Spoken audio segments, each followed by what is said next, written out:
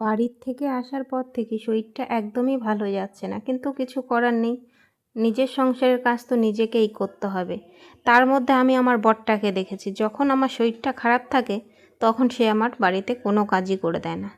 যখন আমার শরীরটা খারাপ থাকে না তখন সে মাঝে মাঝে বিছানা তুলে দেয়, এটা ওটা গুছিয়ে দেয়, কিন্তু যখন শরীর খারাপ থাকে তখন সে কিছুই করে দেয় না। আর এইদিকে পৌরসভার জলে করছে আর এক সমস্যা, জল নিয়ে আর একটা সমস্যা হচ্ছে।